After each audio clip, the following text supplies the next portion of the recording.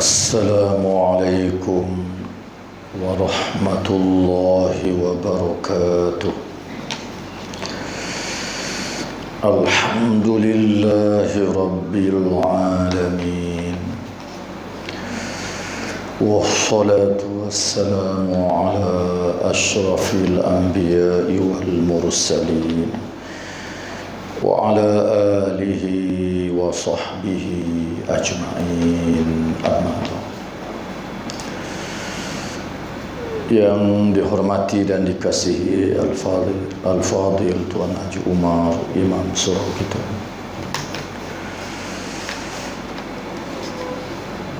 Al-Fadil Ustaz Syukri SU Surau, Abang Li, Bilal, ahli-ahli jawatan kuasa surau, muslimin dan muslimat yang saya hormati dan saya kasihi sekalian. Kita sambung pengajian hadis Sahih Muslim kita, muka surat 280, hadis nombor 482. Kita masih lagi dalam tajuk besarnya Salatul Janazah. Pada malam ini tajuk yang ke-29, Salat Ghaib di Kubur. Maknanya jenazah tak nampak lah, itu sembahyang ghaib. An Abi Hurairah radhiyallahu anhu anna imra'atan sauda'a kanat taqummul masjida aw syaban fafaqadaha Rasulullah sallallahu alaihi wasallam fasa'ala anha aw anhu faqalu mata qala afala kuntum adhantumuni qala ka'annahum صغروا أمرها أو أمره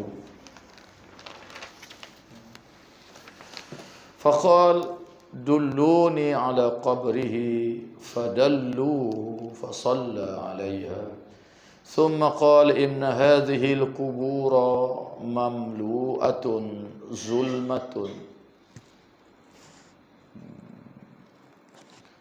إن هذه القبور mamlu'atun zulmatun ala ahliha wa inna Allah azza wa jalla yunawwiruha lahum bi salati alaihim. Dari Abi Hurairah radhiyallahu taala anhu, dia berkata, seseorang wanita yang berkulit hitam atau pemuda yang menjadi tukang sapu di masjid Nabi sallallahu alaihi wasallam. Lalu Rasulullah sallallahu alaihi wasallam tidak melihatnya lagi. Dalam beberapa ketika Nabi tak tengok orang ni. Maka baginda bertanya keberadaannya dan para sahabat menjawab, dia telah meninggal. Lalu baginda berkata, kenapa kalian tidak memberitahuku? Abu Hurairah berkata, seolah-olah mereka mengambil mudah perkara ini ataupun meremehkannya. Kemudian baginda berkata, tunjukkanlah kepadaku kuburnya. Lalu mereka menunjukkan kuburnya kepada Nabi. Lalu Rasulullah sallallahu alaihi wasallam mensolatinya, sembahyang ghaib di atas kuburnya. Kemudian baginda bersabda, sesungguhnya kubur ini adalah terasa gelap bagi penghuninya, dan sesungguhnya Allah akan menerangi kuburnya dengan solatku untuk mereka, kata Nabi sallallahu alaihi wasallam. Hadis yang pertama yang kita baca pada malam ini menceritakan bahawa di zaman Nabi sallallahu alaihi wasallam ada seorang wanita yang berkulit hitam. Dia ni suka membersih masjid Nabi sallallahu alaihi wasallam. Dalam riwayat dia guna ni atau ragu di kalangan perawi yang riwayat ini, tak pasti seorang lelaki ke seorang perempuan. Ada riwayat yang lainnya sebut perempuan. Okey. Jadi kerja dia membersih kubur, tiba-tiba membersih masjid. Tiba-tiba Nabi tengok dalam beberapa hari tak ada nampak. Biasa ada orang.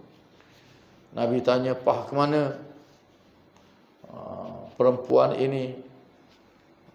Sebahagian para ulama mengatakan perempuan ini nama dia Ummu Muhjam. Ummu Muhjim. Perempuan berkulit hitam yang suka membersih masjid Nabi sallallahu alaihi wasallam. Di dalam riwayat Al-Imam Al-Baihaqi, apabila Nabi tanya mana pergi, lalu Sayyidina Abu Bakrin radhiyallahu taala anhu menjawab, beliau telah wafat wahai Rasulullah. Dalam riwayat kita ni dia tak sebut siapa yang bagi tahu. Para sahabat bagi tahu dia mati dah wahai Rasulullah sallallahu alaihi wasallam. Lalu Nabi sallallahu alaihi wasallam beritahu pasal apa, ada ayat ke dia. Okey. Dalam riwayat yang lain, orang perempuan ni mati tengah malam. Jadi keluarga dia menguruskan solat jenazah dan menggebumikannya, dan mereka tak bagi tahulah kepada Nabi, takut menyusahkan Nabi. Malam tanang gitu ya. Okey. Lalu Rasulullah kata, tunjukkan kepadaku di mana kuburnya. Lalu para sahabat pun tunjuk. Lalu Nabi SAW pergi dan semayang di atas kuburnya. Okey. Artinya kalau kita menerima kematian, kita pergi melawat orang semayang dah, tanang dah. Kita boleh pergi ke kubur, tanya kubur kat mana, orang tunjuk, boleh semayang tak kubur. Tidak menjadi halangan, boleh semayang di atas kubur. Sabit dengan hadis-hadis sahih yang banyak, termasuk hadis yang kita baca ni, dan ada lagi hadis-hadis yang lain yang sabit Nabi sallallahu alaihi wasallam semayang di atas kubur para sahabat yang telah meninggal dunia. Boleh kalau kita tengok tu rasa kata apalah. Okey, boleh Cuma orang kita tak apa buat orang kampung. Orang kita tak buat ni tidak boleh menjadikan sandaran sandaran hukum ni ialah dalil-dalil apa yang dilakukan oleh Nabi sallallahu alaihi wasallam. Sabit dalam hadis-hadis Nabinya, Nabi semayang di atas kubur. Boleh tak jadi halangan.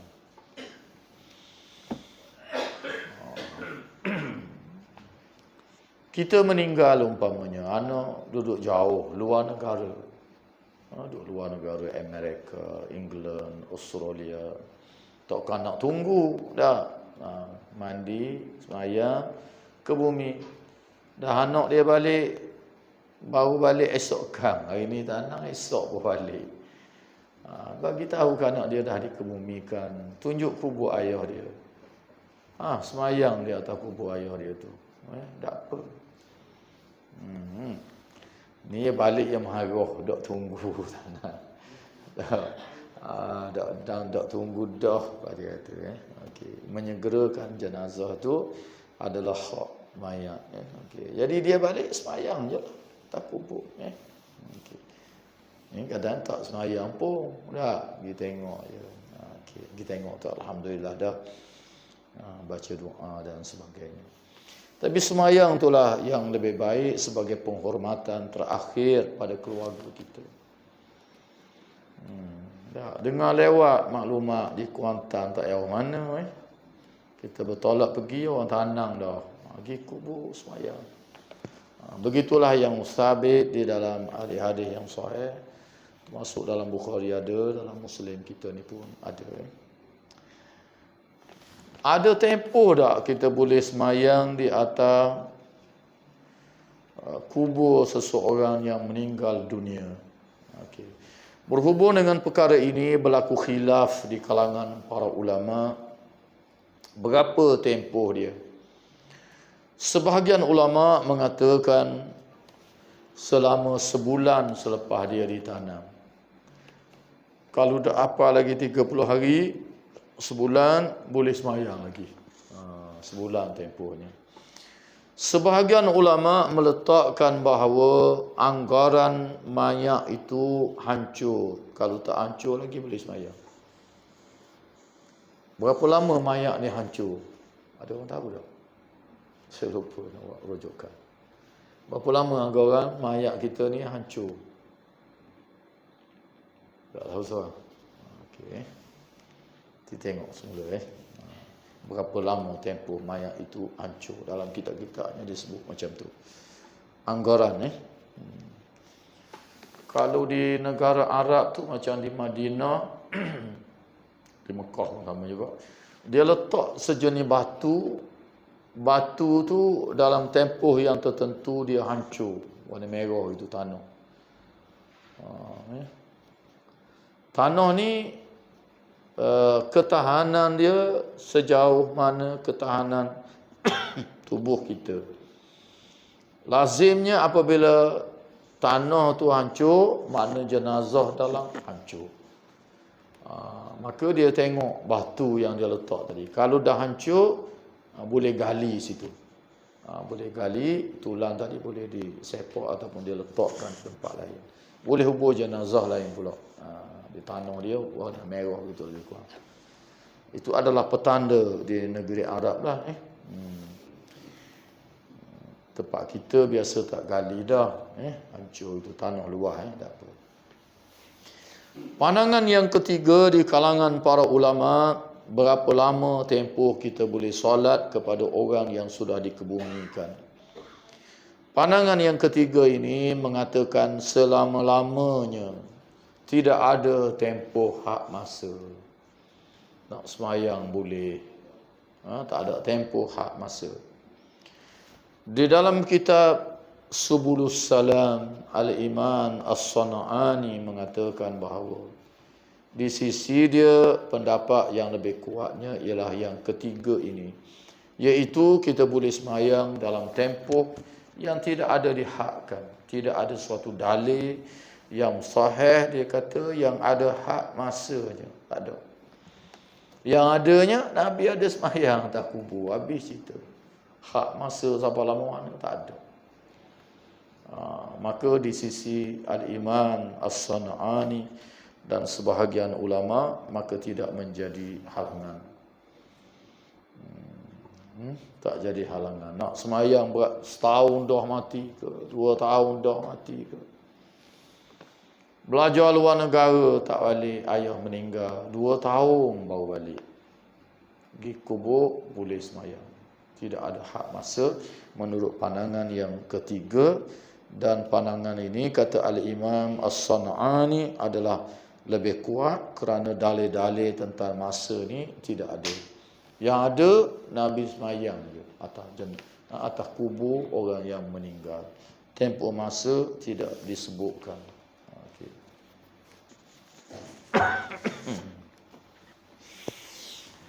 Tajuk dia semayang waib juga. Semayang atas kubur lah ni. Tak apa kat waib. Kalau duduk jauh boleh semayang ghaib. Kita dah baca dulu hadis berkenaan dengan An-Najasi. Malaikat Jibril mari beritahu Nabi suruh semayang. Tuhan perintah suruh semayang. An-Najasi ni duduk di Habasyah, 1000 kilometer dari Madinah. Lalu Nabi semayang jenazah An-Najasi di tengah padang. Tepat Nabi semayang hari raya Aidil Adha dan hari raya Aidil Fitri. Boleh tidak menjadi halangan. Kita dengar tokoh yang hebat mati di luar negara, ulama umpamanya. Kita nak semayang jenazah sini, boleh. Kuala Lumpur anak-anak mati jauh, tak larat nak bawa kereta. Boleh semayang kampung kita. Cuma sebahagian ulama dalam kitab-kitab fiqh itu dia sebut mestilah jenazah itu sudah dimandi dan dikafankan. Macam masa dia hadir lah, mandi, semai kafan, baru boleh semayang. Ni kita dengar khabarnya pukul 1 tadi dah ke bumi. Ni nak asar dah, maka boleh kita semayang jenazah. Duduk Kelantan ke, nak pergi tak larat umpamanya. Tak boleh semayang jenazah, tak jadi halangan. Kalau dekat kita boleh pergi dan kita tak tahu. Lewat tahu. Tanah pagi tak ada dah. Sibuk kerja, tak ada tengok telefon. Baru tengok, ke bumi dah. Pergi kubur, tanya orang kat mana, semayang tak kubur. Sebagai penghormatan kepada saudara kita yang meninggal. Tajuk yang ke-30, orang yang mati bunuh diri. Kita kena semayang ke tak? An Jabirin ibni Samurah radhiyallahu anhu qala utiya an-nabiyyu sallallahu alaihi wasallam bi rajulin qatala nafsahu bimasyaqis falam yusalli alaihi. Dari Jabir bin Samurah radhiyallahu taala anhu, dia berkata, Rasulullah sallallahu alaihi wasallam pernah dihadapkan dengan jenazah orang yang mati bunuh diri dengan menggunakan masyaqis, iaitu tombak lembing. Tetapi baginda tidak mensolatkan kepadanya. Nabi tak semayang.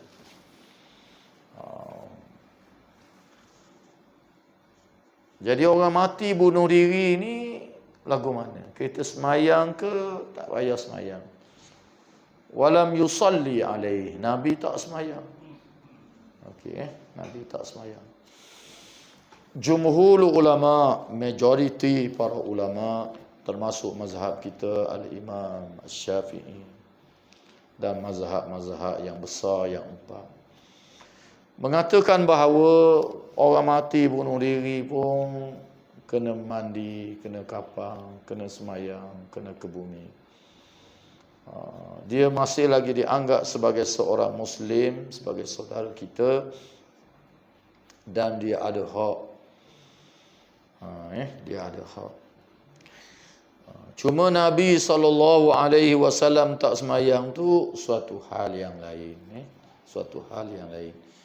Sebab doa Nabi ni makbul. Dia buat dosa besar. Nabi pergi semayang kan, Allah terima kan. Nabi ni dia dapat wahyu. Walau bagaimanapun dalam riwayat-riwayat yang lain, Nabi suruh semayang. Jadi kalau kita baca hadis ni aja selesai. Ada ayat semayang. Jadi Nabi suruh para sahabat semayang. Mandi, kapang, semayang. Cuma Nabi je tak semayang. Nabi je yang tak semayang. Hatta orang munafik pun, sebab kita tak tahu. Nabi, Allah larang semayang pada orang munafik. Ada ayatnya. Jadi Nabi tak semayang lagi selepas daripada turun ayat itu. Tapi kalau dia mengaku Muslim, orang Islam kena semayang. Kena semayang.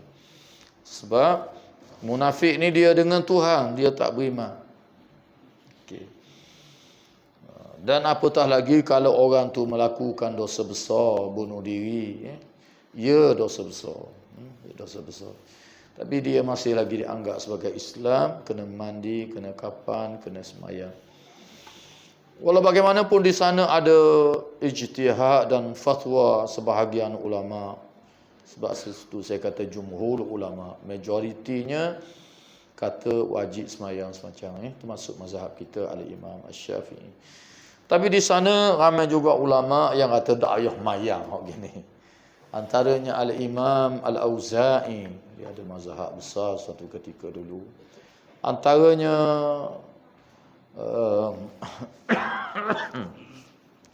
Umar bin Abdul Aziz, khalifah yang adil di kalangan Bani Umayyah, dia sendiri berpendapat dan berfatwa tidak payah semayang orang yang mati bunuh diri ini. Walau bagaimanapun majoriti ulama wajib semayang. Wajib mandi. Wajib kapan? Wajib semayang.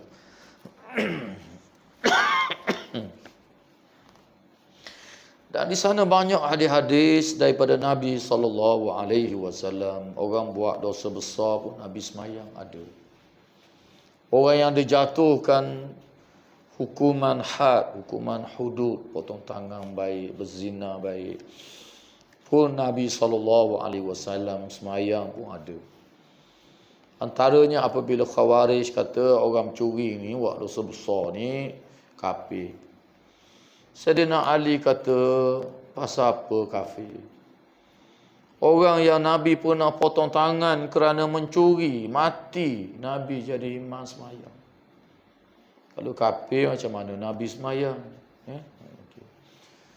Termasuk dalam Sahih Muslim yang penuh, iaitu ketika dijatuhkan hukuman kepada seorang perempuan yang dikenali sebagai wanita Al-Ghamidiyah. Yang penuh ada, tapi yang ringkasan kita ni tak ada. Dia ni apabila sabit berlaku penzinaan dan Nabi jatuhkan hukuman rejam kepadanya. Dijatuhkan hukuman rejam. Tanang separuh pinggang, dilontar dengan batu hingga mati. Mati. Nabi SAW menyuruh supaya dimandikan, dikapankan. Kemudian saing semayang, Nabi sendiri mari jadi tu imam semayang. Nabi sendiri mari semayang. Ketika berlaku hukuman rejam itu, ada beberapa orang sahabat mencela wanita Al-Ghamidiyah ini. Kisah ini dipanggil dengan cerita Al-Ghamidiyah. Dinisbahkan kepada nama wanita itu Ghamidun. Puang Ghamidun nama dia. Maka dipanggil Al-Ghamidiyah. Menghina dia. Lalu Nabi kata, jika sekiranya dia sudah bertaubat dan dia merelakan diri dia dijatuhkan hukuman rejam. Nabi kata beratnya taubat wanita ini jika nak dibandingkan dengan taubat seluruh penduduk ahli Madinah. Berat lagi taubat dia, kata Nabi. Mati, taubat ni mati. Dia merelakan undang-undang tu berjalan ke atas dia. Mati. Besarlah. Nabi kata kalau nak timbang dengan taubat penduduk Madinah. Penduduk Madinah waktu tu sahabat Nabi belaka. Berat lagi taubat dia. Maka dia merelakan undang-undang Islam ini dijalankan ke atas diri dia. Itu pun dianggap sebagai taubatan nasuha. Allah akan terima. Dia tak boleh melarikan diri. Lama dulu walaupun duduk dalam penjara, dia tak boleh melarikan diri. Begitu juga dijatuhkan hukuman potong tangan. Sebelum dipotong, dia tak boleh melarikan diri. Tetapi jika sekiranya tak dibawa lagi ke mahkamah, maka seseorang yang melakukan kesalahan, janganlah dia mendedahkan keburukan dan keaiban dia. Apabila Nabi menjalankan hukuman yang seperti ini, ada lagi orang mari beritahu dia begini-begini. Nabi kata, jangan beritahu, sembunyikanlah dan taubatlah dengan Allah Subhanahu wa taala. Menyesal, tak mahu lagi mengulanginya dan berazam tidak melakukan lagi, sudah memadai. Termasuklah curi ke apa ke.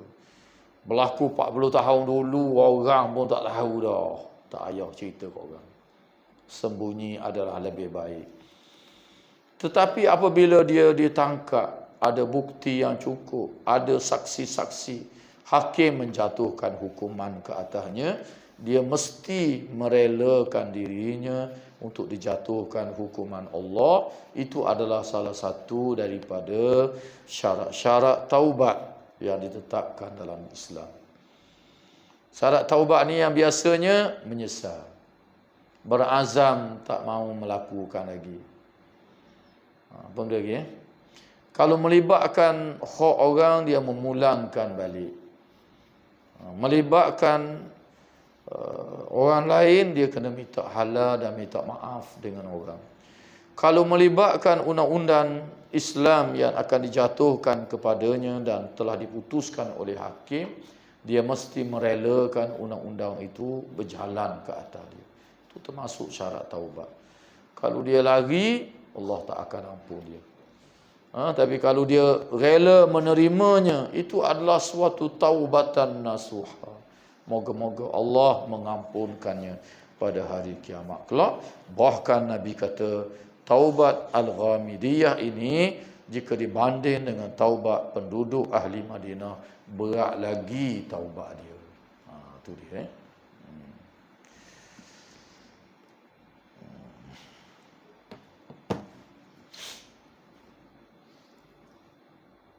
Jadi Nabi semayang. Nehok hadis kan Nabi tak semayang ni, Nabi maha mengetahui, dia dapat wahyu. Tetapi Nabi suruh orang lain semayang dalam riwayat yang lain. Sebab itulah majoriti para ulama menganggap wajib mati bunuh diri, mati balok tikar, mati semayang kapal. Okey. Nagih dadah mati atuh lokal. Mandi kapang semayang. Lokal luar tu mabuk dia tu, dia nampak kespik. Dia jakoh dem pada lemah mati. Ya. Ambil mandi semayang kapang. Kalau tak mau semayang pun terpulanglah. Tapi mesti kena ada orang semayang. Kita tak rasa nak pergi tu suatu hal yang lain. Dia ahli maksiat, lain ceritalah ni. Okey. Kita tengok tajuk yang seterusnya, keutamaan solat jenazah dan menghantar ke kubur.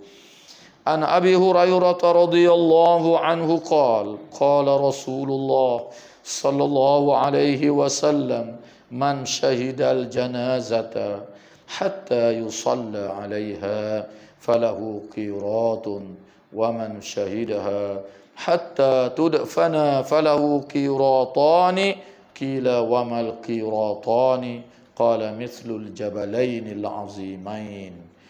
Dari Abi Hurairah radhiyallahu taala anhu, dia berkata, Rasulullah sallallahu alaihi wasallam bersabda, barang siapa yang menghadiri jenazah, syahidal janazah, yang hadir lihat jenazah, mari nawak orang mati, lalu dia turut mensolatkannya hatta yusalli alaiha, sehingga dia semayang, falahu qirat, bagi orang ni boleh satu qirat. Jadi Nabi ada sebut situ sehingga dia semayang. Hatta ini dalam ilmu tata bahasa Arab dipanggil harfu jarin wa ghayah. Dia dengan makna sehingga. Jadi sehingga orang tu semayang, marin nawak semayang boleh satu kira. Marin nawak saja tak semayang. Maka dalam hadis ni tak ada royak separuh ke warna ke. Sebahagian kata tak semayang ke, tak ada. Tak ada pahala kira ni, pahala marin nawak tu ada. Boleh semacam kena semayang kok. Sebab tu kalau orang tak semayang ke, rugi lah. Tak, rugi. Padahal semayang ni adalah terlalu mudah, semayang jenazah. Saya sebut acap kali dah di sini, baru ni pun sebut. Takbir saja Allahu Akbar saja aku semayang jenazah. Habis. Takbir pertama baca Fatihah, ingat pula ke dah. Takbir yang kedua, Allahumma salli ala Muhammad, selawat ala Nabi, habis itu. Takbir ketiga, doa si mati waktu kenapa sikit. Allahumma ghfirlah. Kadang dah kata Al-Imam An-Nawawi dan lain-lain lagi. Cukup dah makna doa pada si mati. Allahumma arhamhu, wahai Tuhan rahmatilah dia. Cukup dah. Takbir yang keempat, sunat dia bacaan. Tak baca pun tak apa, tunggu tu Imam Wisalam. 2 minit ya aja. Tetapi pengalaman kitanya pergi kat orang mati ni ramai juga tak semayang. Ramai. Tak. Kena duri palah ke tak pandai. Rasanya sedap tak pandai. Tak pandai. Okey. Sebab tu kalau kena tengok kawan-kawan itu tanya tak pandai tolong ajar dia. Tolong ajar siang ke dia. Mari turut kita mai sembahyang jenazah mati ayo. Kita kata ya, mari ya. Tak sampai masa kita mari. Sila rasa mayang. Siap dah naiklah kita. Sudah mayang tengok, dia duduk pokok tanah seokok. Tak semayang setabuk. Yang mati itu ayah dia. Tak, begitulah realiti dalam masyarakat kita. Kalau dia beritahu tak anda, kita boleh hajar 2 minit, boleh hajar. Tak. Tapi itulah realiti dalam masyarakat kita. Ajar, mudah je. Okey. Cuba tengok lagi seterusnya Nabi kata apa? Dan barang siapa yang menghadirinya. Waman syahidaha. Mari tengok dia semayang, dalam riwayat yang lain semayang. Hatta tudfana falahu qiratani, sehingga dia menghantar jenazah dan dikebumikan, maka dia mendapat 2 pahala qirat, kata Nabi. Rasulullah sallallahu alaihi wasallam ditanya, apakah yang dimaksudkan dengan 2 qirat wahai Rasulullah? Baginda menjawab, seperti pahala 2 bukit yang besar. Di dalam kitab Subulus Salam, Al-Imam Abu Awanah rahimahullahu ta'ala anhu, ulama hadis yang besar, dia kata yang tanya di sini, apa dia 2 qirat itu ya Rasulullah, ialah Abi Hurairah radhiyallahu ta'ala anhu, perawi hadis kita ni. Tapi dalam hadis yang kita baca ni tak sebutlah siapa tanya. Kila ditanya. Orang belajar tata bahasa Arab ini dipanggil bina majhul, tak tahu siapa dia. Yang tanya. Okey. Wamal qiratani, apa benda 2 qirat itu? Nabi kata mislul jabalainil azimain, iaitu sebesar 2 bukit. 2 bukit yang besar. Dalam riwayat-riwayat yang lain disebut, apabila Nabi ditanya apa benda 1 qirat ni, benda lagu mana ya Rasulullah? Rasulullah kata 1 qirat ni pahala dia lebih besar daripada bukit Uhud. Dalam hadis ni disebut lebih besar daripada 2 bukit yang besar. Dalam setengah riwayat tu disebut benar bukit Uhud. Para ulama hadis ketika menghuraikan hadis-hadis yang kita baca ini, banyak Nabi buat perbandingan, kalau benda besar ke dia royak bukit Uhud. Antaranya Nabi kata ahli neraka ni dibesarkan oleh Allah untuk merasakan betapa periknya azab neraka Allah. Dia tak masuk neraka sahih kita ni, kecil tak ada. Dibesarkan. Nabi kata sebatang gigi ahli neraka lebih besar daripada bukit Uhud. Sebatang lebih besar daripada bukit Uhud. Jadi lebih besar banyak mana? Wallahu ta'ala anhu a'lam.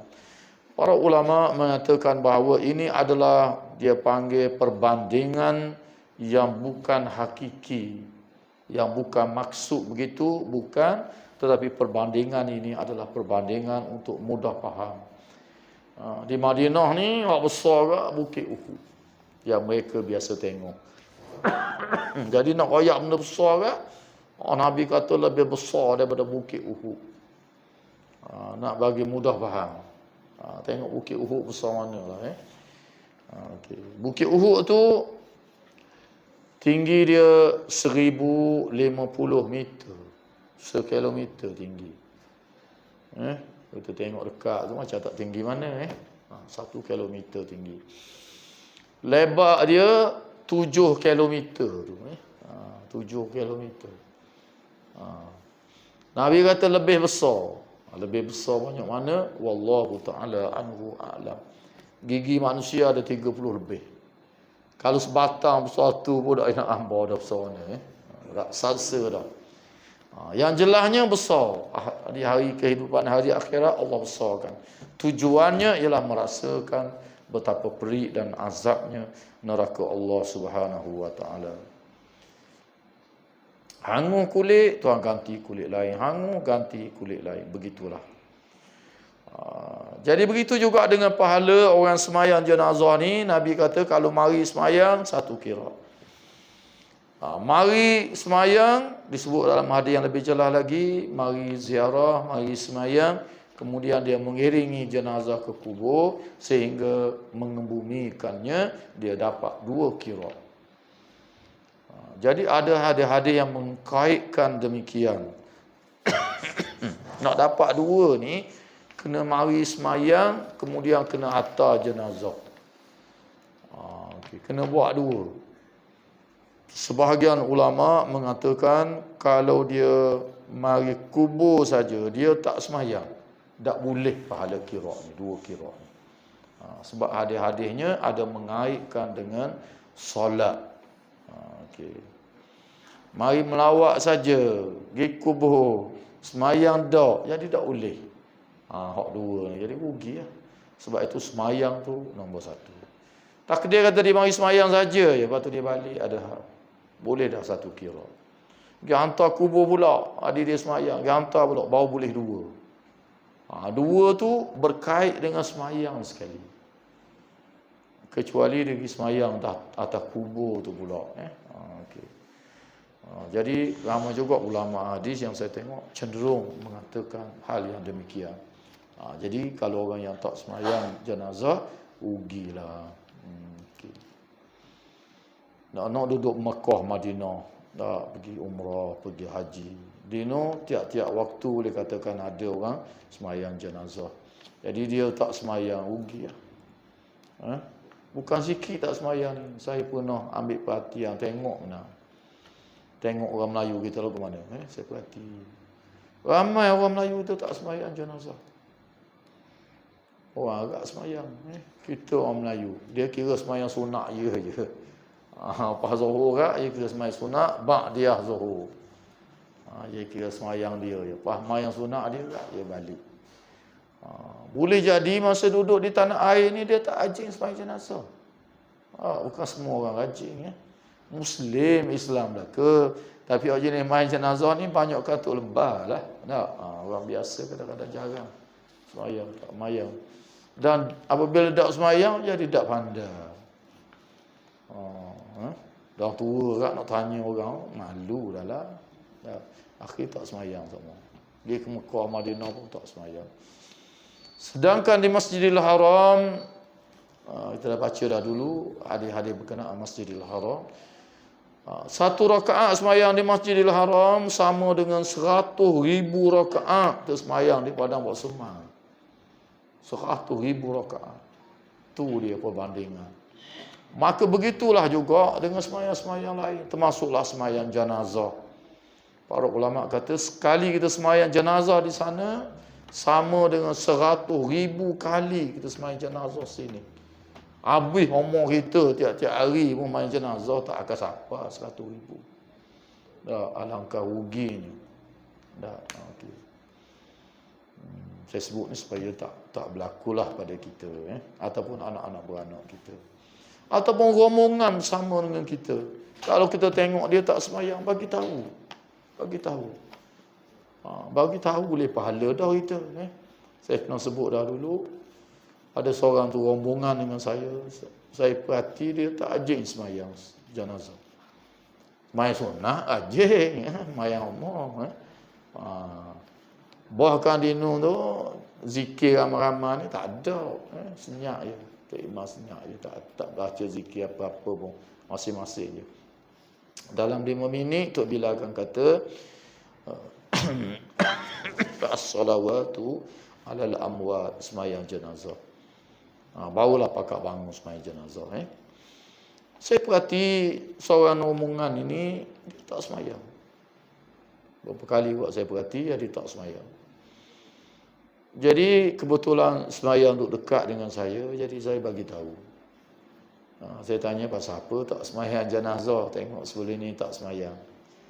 Pak mayang dah ni, habis salah dah cakap. Sebab mungkin beberapa minit kita nak semayang jenazah. Jadi dia pun kenal saya. rombongan dengan saya. Dia ayat terang, kata saya tak pandai Ustaz kata. Saya tak pandai sembahyang jenazah itu. Senang bila tak pandai kita terang ke dia. Okey, sembahyang jenazah ni gini saya kata. Macam saya tadi. Niat je sembahyang jenazah. Saja aku sembahyang jenazah habis. Nak panjang sikit saja aku sembahyang jenazah ke atas jenazah yang sembahyangkan oleh imam. Ikutlah lelaki ke perempuan tu. Sembahyang jenazah aja pun tak apa dah. Takbir yang pertama macam Fatihah ingat dah. Takbir yang kedua selawat ingat dah. Tasbih yang ketiga saya kata apa ni sikit. Allahumma ghfirlah. Kat tu ya. Wahai Tuhan, ampunilah dia. Kalau ramai baca waktu pun tak apa juga. Sah. Allahumma ghfirlah. Sepatutnya Allahumma ghfirlahum dari segi tata bahasa Allahumma ghfirlah kat tu je. Yang keempat yang sudah so baca apa-apa ataupun nak baca doa-doa apa pun bacalah tu sebahagian ulama Rabbana atina fid dunya hasanah pun boleh baca. Bacalah baca ke benda pun. Kalau tak baca pun tak apa-apa dah.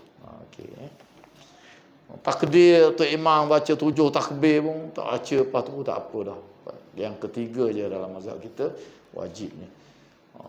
Jadi dia pun semayang lah lepas tu Mari semayang fardu lepas tu pula saya pun keliling-keliling pula tengok mayang gedak jenazah mayang astabuk. Tak ada pemudah sangat. Tak tinggal dah semayang jenazah. Kalau kita ajar boleh pahala tak kita? Boleh pahala buat kita. Tak. Nabi kata addalu kafa'ilihi, orang yang menunjukkan kepada kebaikan ini sama pahala sebagaimana orang yang membuatnya. Dia bagi tahu ajar dia ni. Okey. Kapung pun ajar. Tak hati dinung lah sini pun. Tengok orang ajak tak boleh naik tu pun belam-belam manggil orang mari tu boleh ajar lagi Okey. Ataupun ajar selepas itu tengok dia tak semayang ajar. Molek ajar masa nak semayang tu molek. Baru dia akan ingat apabila dia buat dia akan ingat semua. Okey. Sekadar itu saja kuliah kita pada malam ini insya-Allah. Tak ada soalan lah. Saya tak tengok ini WhatsApp. Tak ada soalan Okay. Sekadar itu saja kuliah kita. Aqulu qawli hadza wa astaghfirullahal azim li wa lakum. Wassalamualaikum warahmatullahi wabarakatuh.